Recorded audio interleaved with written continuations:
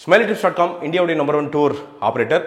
உலகம் ஃபுல்லாக வந்து ஃப்ரான்ச்சைஸ் தராங்க. 50 லட்ச ரூபா நீங்கள் இன்வெஸ்ட் பண்ணீங்க அப்படின்னா கடை வாடகை, செட்டப்பு, உள்ள கஸ்டமர் சர்வீஸு, இன்டீரியர்ஸ் அப்படின்ட்டு A to Z உங்கள் ஃப்ரான்ச்சைஸ்க்கான எல்லா விஷயங்களையும் வந்து இவங்க பண்ணி தந்துடுறாங்க. ஸ்டாஃப் ப்ளஸ் கஸ்டமர் சப்போர்ட்டும் வந்து அவங்க சப்ளை பண்ணிடுறாங்க. ஸோ இதை விட வந்து ஒரு ஈஸியான மெத்தட் வந்து இல்லவே இல்லை.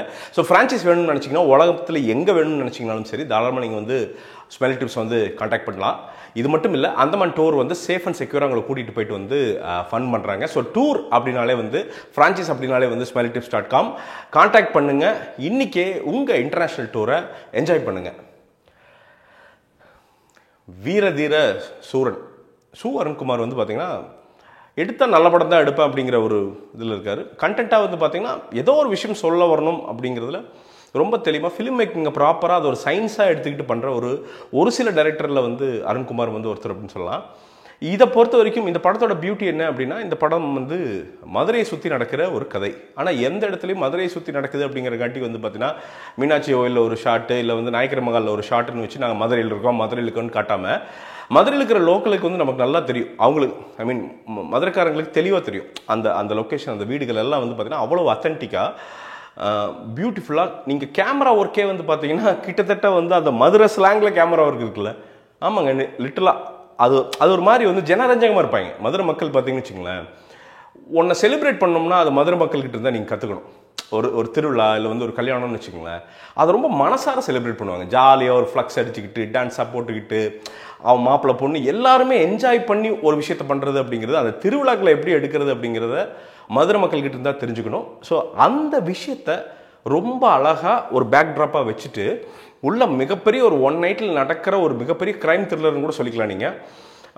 அதை வந்து பண்ணியிருக்காரு. இதில் இந்த படத்தோட பியூட்டி என்ன அப்படின்னா, குடும்பங்கள், அதாவது தாதாக்கள் நம்ம காட்டுறோம்.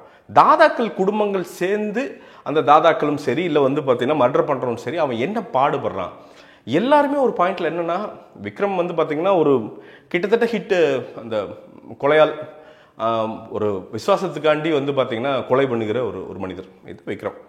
ஆனால் அவர் ஃபஸ்ட்டு ஷாட்டில் என்னென்னா செஞ்ச பாவத்திலே இன்னும் கழிக்கலை அப்படிங்கிறத ஃபஸ்ட் சொல்லுவார். ஸோ எல்லாத்துக்குள்ளே இருக்கிற மனிதனை வந்து அந்த ஹியூமன் கனெக்ஷனை வந்து அருண்குமார் வந்து எடுத்துகிட்டு வந்திருக்காரு. எல்லாத்துலேயும் பார்த்திங்கன்னா எல்லா குடும்பத்துலேயும் ஒரு குழந்தைய காட்டிகிட்டே இருப்பார் அருண்குமார். ஒரு குழந்தை விளையாண்டுட்டே இருக்குவாங்க. ஒரு குழந்தை வந்து பார்த்திங்கன்னா ஐஸ்கிரீம் கேட்கும், ஒரு பக்கம் வந்து மீன் கேட்கும், வறுத்த மீன் கேட்கும். ஸோ எல்லாத்துக்குள்ளேயும் வந்து பார்த்திங்கன்னா எல்லா குடும்பங்களுமே அந்த குழந்தை நல்லா இருக்கணும் அப்படிங்கிற விஷயத்துக்கு தான் பாடுபடுறோம். ஆனால் குடும்பமாக சேரும்போது மோட்டிவ் தப்பாக போயிடுது அப்படிங்கிற விஷயத்த அருண்குமார் வந்து அவ்வளவு தெளிவாக எடுத்து வச்சுருக்காரு. அதாவது இப்போது மோசமான குடும்பம் அப்படிங்கிறாங்களே, அது ஏன் அப்படிங்கிறதுக்கு ஒரு ஷாட்டில் வச்சுருக்காரு. நீங்கள் துரோகம் பண்ணவே மாட்டாங்கன்னு நினைக்கிறப்ப அவங்க துரோகம் பண்ணுறாங்க. அப்போ நமக்கு தெரியுதா இவன் மோசமான குடும்பம்டா அப்படின்ட்டு. ரொம்ப, அதாவது ஒரு செட்டு போட்டால் ஒரு மளிகை கடை செட் இருக்குது. அதில் வந்து பார்த்தீங்கன்னா விக்ரம் சார் இது அந்த மளிகை செட்டுக்குள்ளே ஒரு பூனைக்குட்டி ஒன்று சுற்றிட்டு இருக்கும். அந்த பூனைக்குட்டியெல்லாம் வந்து பார்த்தீங்கன்னா பேர் கூட சொல்ல மாட்டாங்க. ஆனால் அதை மெனக்கிட்டு இருக்கார் அருண் வந்து, அதை மெனக்கிட்டு இருக்கார். அதே மாதிரி வந்து திருவிழா நாள் அப்படிங்கிறங்காட்டிக்கு வந்து பார்த்தீங்கன்னா அங்கங்கே வெடி போட்டு அந்த புகை இருக்கும்ல, ஸோ அந்த புகையெல்லாம் அந்த வீட்டுக்குள்ளே தங்கும்ல, அந்த புகையை கொஞ்சம் நியூவான்ஸ் மிஸ் பண்ணாமல் வந்து பார்த்தீங்கன்னா அங்கே எங்கெங்கே பார்த்தீங்கன்னா அந்த புகை இருந்துகிட்டே இருக்கும். சின்ன லைட்டாக இருக்கும், அந்த புகை இருந்துகிட்டே இருக்கும். இதுதாங்க ஃபிலிம் மேக்கிங்கு. நீங்கள் உட்காந்து கவனிச்சா அவ்வளோ தெரியணுங்க. ஒரு கிழங்குன்னு ஒரு மேட்ரு எட்டு வருவார், அதெல்லாம் வந்து பார்த்தீங்கன்னா நீங்கள் அவ்வளோ அத்தன்டிக்காக அதோட வெயிட்டை அதெல்லாம் அதை காமிச்சது எனக்கு தெரிஞ்ச ஒரே படம் இந்த படமாக கூட இருக்கலாம். ஸோ அவ்வளோ பேசிக் ரிசர்ச் பண்ணியிருக்காரு. ஒரு துப்பாக்கி ஒன்று இருக்குது, அது படத்தை பாருங்கள், ரொம்ப சொல்ல விரும்பல. செஞ்ச துப்பாக்கி, அந்த செஞ்ச துப்பாக்கி அப்படிங்கிறத காமிக்கிறதுக்கு அருண் வந்து பார்த்தீங்கன்னா அது சைடில் லைட்டாக அப்படியே மஞ்சள் அப்படி இருக்கும். ஸோ அது பூஜை போட்டிருக்காங்களாம். அப்போ தான் அவ்வளோ விஷயத்த பார்த்து பண்ணியிருக்காருங்க. பார்க்குறப்போ ஒரு ஃபிலிம் மேக்கராக தனக்கு கொடுத்ததில், அதாவது சீனை ஷார்ட்டாக ஓன் பண்ணுறது வேறு, ஃப்ரேமை ஓன் பண்ணுறவன் தான் பெரிய film maker. Arun has won't every frame. ஒவ்வொரு ஃப்ரேமும் அவர் கண்ட்ரோல் தான் வெளியில் வந்திருக்குது. அதுதான் இந்த படத்துடைய வெற்றி அப்படின்னு நினைக்கிறேன். பார்க்குறக்கு அவ்வளோ ஆச்சரியமாக ஃபிலிம் மேக்கிங் வந்து இந்த ஆளுக்கு உண்மையாலுமே தெரியுதுரா அப்படிங்கிற ஒரு மீட்டர் தான் வந்து நமக்கு மனசுக்குள்ளே போயிட்டே இருந்தது. விக்ரமை வந்து கிட்டத்தட்ட ஷார்ட்ஸு அண்டர்வேரோட ஓடுறாருங்க ஒரு சீன்லாம். அதெல்லாம் மாஸுங்க, அதாவது மாஸை ரீடிஃபைன் பண்ணியிருக்காரு. இந்த படத்தை பொறுத்த வரைக்கும் மாஸ் வந்து எப்படின்னா போயிட்டே இருக்குங்க, ஒரு ஸ்பைக் வரும், அப்படியே இறங்கும், போயிட்டு ஒரு ஸ்பைக். மாசையே வந்து பார்த்தீங்கன்னா மாஸ் படம் அப்படிங்கிறது வந்து இப்படி தான் இருக்கணும் அப்படின்ட்டு இல்லாமல் இப்படியும் இருக்கலாம் அப்படிங்கிற விஷயத்தை வந்து எடுத்து அருண் வச்சிருக்காரு. ஆனால் அருண் வச்சதுக்கு கொஞ்சம் கூட சளைக்காமல் விக்ரம் வந்து அதை எக்ஸிக்யூட் பண்ணியிருக்கிறது தான் ஆச்சரியமாக இருந்தது அப்படின்னு வந்து நான் சொல்கிறேன். அவ்வளோ பியூட்டிஃபுல்லாக வந்து பார்த்திங்கன்னா விக்ரம் எக்ஸிக்யூட் பண்ணி இருந்திருக்காரு.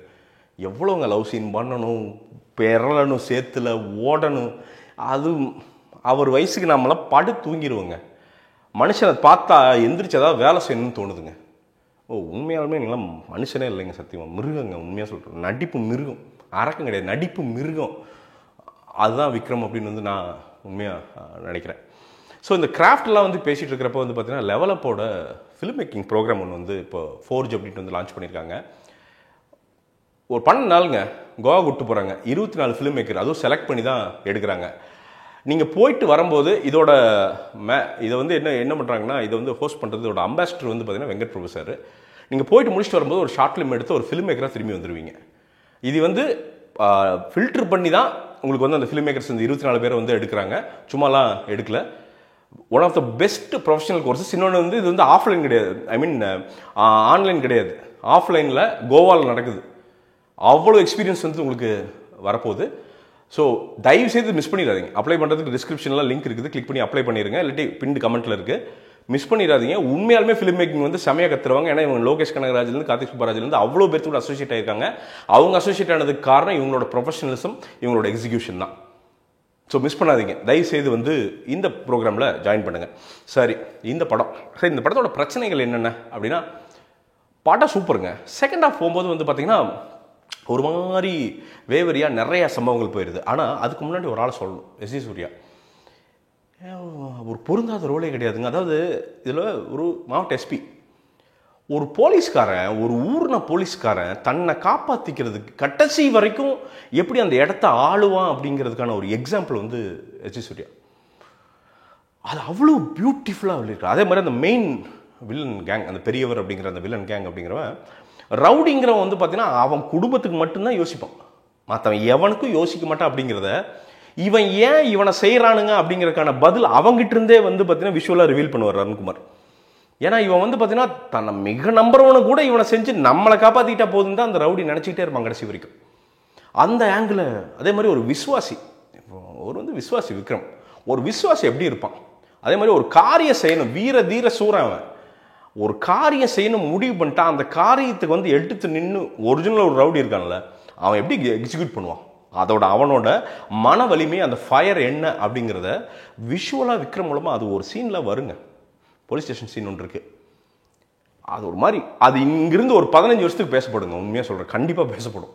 அப்படி ஒன்று பண்ணி வச்சிருக்காரு. எங்கள் படம் வாட்டர் டவுன் ஆகுது அப்படின்னா செகண்ட் ஹாஃபில் கடைசியெல்லாம் வந்து பார்த்தீங்கன்னா சண்டைகள்லாம் நிறைய டைரக்ஷன்ஸ் போகுது அந்த படம். அப்படிங்கிறப்ப ஃபாலோ பண்ணுறதுக்கு ரொம்ப கஷ்டமாக இருக்குது. அது ஒன்று தான். அந்த டைரக்ஷன் வந்து பார்த்தீங்கன்னா ஒரு 2 டைரக்ஷனாக இருந்ததுன்னா சூப்பராக இருந்திருக்கும். ஆனால் அந்த சிங்கம் போல் அந்த பாட்டு வருது, தூள் பாட்டு ஒன்று வருது, அப்போல்லாம் விசில் பறக்குது. விக்ரம் அப்படிங்கிற எவ்வளோ பெரிய கமர்ஷியல் ஹீரோன்னு அவருக்கே ஞாபகப்படுத்துதுன்னு நினைக்கிறேன் அந்த பாட்டு. பட் மொத்தமாக என்ன அப்படின்னா, நீங்கள் வந்து ஓப்பனிங் ஷாட்லேருந்து இன்டர்வல் விடுறதுலேருந்து எல்லாமே புதுசான ஒரு அப்ரோச்சு.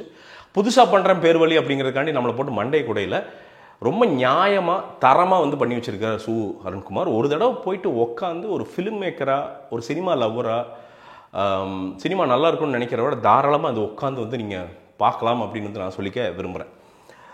கடைசியாக இந்த சினிமாக்கு இழைக்கப்பட்ட அநீதி மட்டும் சொல்லிடுறேன். இந்த படம் வந்து நேற்று சாயங்காலம் தான் ரிலீஸ் ஆச்சு, காலையிலே ரிலீஸ் ஆகிருக்க வேண்டியது. சம்மந்தமே இல்லாமல் வடக்கில் ஒரு சேட்டாக வந்து பார்த்தீங்கன்னா கடன் கொடுத்துருக்கான், அவ்வளோதான். இவ்வளோ ப்ரொமோஷன் பண்ணியிருக்காங்க. கடைசி நேரத்தில் அந்த கேஸை போட்டு அந்த படத்தை நிறுத்தி ஏன் நமக்கெல்லாம் வந்து பார்த்தீங்கன்னா வடக்கை பார்த்து கோவம் வருதுன்னா இதனால தான்.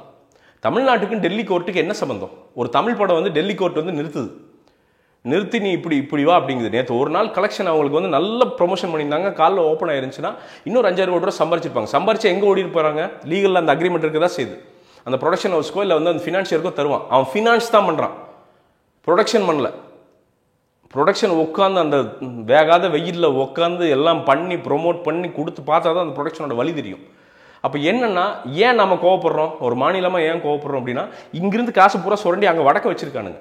நம்ம காசுக்கு அங்கே தான் போய் நிற்க வேண்டியதாக இருக்குது, வேறு வழியே இல்லாமல் போய் நிற்க வேண்டியது இருக்குது. எல்லாம் அங்கே போயிடுச்சு வடக்க. அதுக்கு ஒரு சின்ன எக்ஸாம்பிள் இந்த படம். சரி, இன்றைக்கி ஓப்பன் பண்ணிட்டேன், இன்றைக்கி கலெக்ஷன் கம்மியாக இருக்குது, அவங்க திருப்பி ஸ்ட்ரகிள் பண்ணுவாங்க. இப்போ எல்லாம் உனக்கும் போய் அவங்களுக்கும் போய் இவ்வளோ பண்ணியிருக்கியா? ஒரு நல்ல படத்தை கொல்லணும்னு நினச்சிருக்கியா?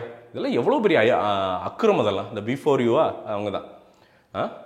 கொஞ்சம் உட்காந்து பேசி அதோட மெரிட்டை தெரிஞ்சுக்கிட்டு விட்டுருந்தா நேற்று வந்திருந்தா. பட் இந்த படம் இதையெல்லாம் தாண்டி நல்லா ஓடுன்னு வந்து நான் கண்டிப்பாக வந்து ஆண்டவனை வந்து வேண்டிக்கிறேன். இது என்னோட பிராண்டுங்க, ரோர் சவுத் அப்படிங்கிற பிராண்டு. ட்ராக்ஸு, ஷார்ட்ஸு எல்லாமே ரொம்ப தரமாக ஒரு 2000 ரூபா 1500 ரூபா குவாலிட்டிக்கு என்ன பண்ணணுமோ அதை வந்து நாங்கள் பண்ணி விற்கிறோம். நான் வந்து பார்த்தீங்கன்னா டிஸ்கிரிப்ஷனில் லிங்க் விடுறேன், இல்லாட்டி இந்த லிங்க் கிளிக் பண்ணிங்கனாலே போகும். டிஸ்கிரிப்ஷனில் கிளிக் பண்ணி அமேசானுக்கும் வந்து பார்த்தீங்கன்னா இப்போ ஓப்பன் பண்ணிகிட்ருக்கோம் சேல்ஸு. ரொம்ப தரமாக மேனுஃபேக்சரிங் நாங்களே பண்ணி கொடுக்குறோங்க. உங்களுக்கு நல்லதை மட்டும் கொடுக்குறோம். வாங்கி பாருங்கள். நல்லா இல்லைன்னா இந்த கமெண்ட் செக்ஷன்லேயே வந்து கழுவுங்க. உங்கள் சப்போர்ட், உங்களோட பர்ச்சேஸ் அப்படிங்கிறது எங்களுக்கு பெருசாக உதவும். இந்த பேண்ட்டெல்லாம் வந்து பார்த்திங்கன்னா போட்டிங்கன்னா உங்களுக்கு ஒவ்வொரு பார்ட்டும் நான் பார்த்து தைச்சது, ஒவ்வொரு பேண்ட்டும் கண்டிப்பாக உங்களுக்கு பிரயோஜனமாக இருக்கும் அப்படின்னு நான் சொல்லிக்க விரும்புகிறேன். வீர சூரன் கண்டிப்பாக நீங்கள் போய் பார்த்து அப்ரிஷியேட் பண்ணக்கூடிய ஒரு படம். மீண்டும் ஒரு விமர்சனம், முன்னோட்டம் இல்லாட்டி வீடியோவுடன் உங்களை சந்திக்கிறேன். அதுவரை நன்றி, வணக்கம்.